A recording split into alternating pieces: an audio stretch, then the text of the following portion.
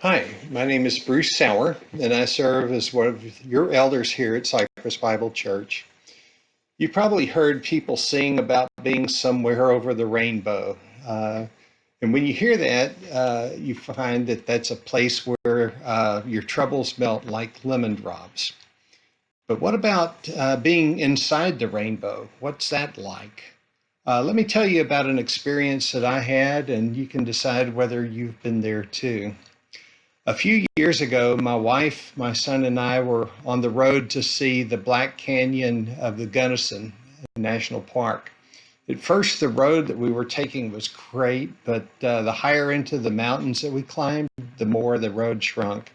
And by the time we were getting near the summit of a mountain pass, the road was a little more than just a carved out ledge, carved out of a cliff. It was a wall of rock on one side, a straight drop on the other, and about a car's width in between. Eventually, we reached the summit. And the view was just stunning. Spread out in front of us was a lush green valley surrounded by mountains. And as we looked across the valley, we could see that a rainstorm was just moving out of the area. We watched the clouds creep up the sides of the mountains and disappear over the top. But the thing that really made this scene memorable, and at least in my mind, was the double rainbow that almost filled the entire horizon. It was just a spectacular view of God's handiwork. But the perspective that we had at that point had been totally different just a few minutes earlier. Let's back things up a little bit and talk about what we were experiencing maybe 20 minutes earlier before we reached the summit. We were making our way up this winding road, and the sky was blue, but looking up, we could see that clouds were descending down the mountain. It was the same rainstorm that created the double rainbow on the other side that we saw a few minutes later. And soon that rain cloud blotted out the sky and a light rain began to fall. Our road made a sharp turn, and that forced us to look directly into the sun. And suddenly, what had been a gray cloud was transformed into a blinding fog.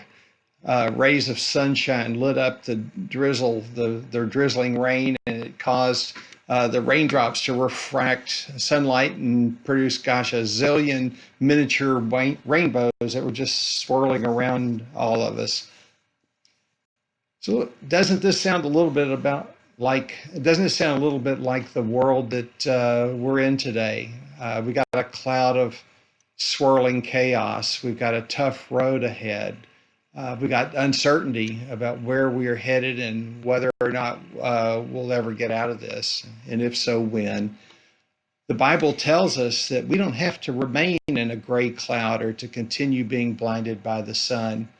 Romans 12, verse 2 tells us that we can change our vantage point.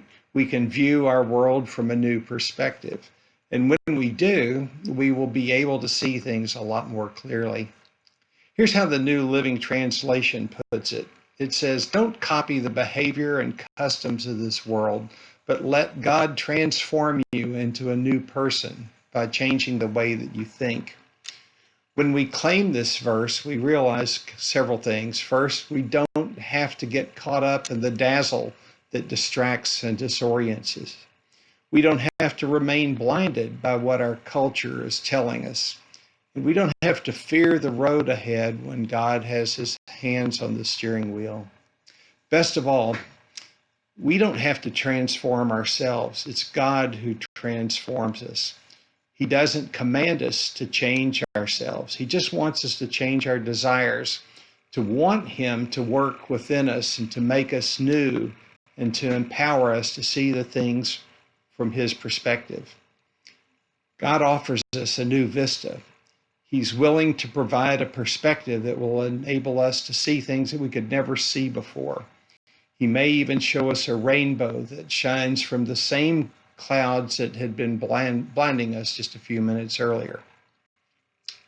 Is there something in your life that's distracting you? Something that's causing confusion and uncertainty? Let's take it to the Lord today. Let's let him transform us by changing our perspective. May God open our hearts, and may the Holy Spirit do his work in us today. Thank you.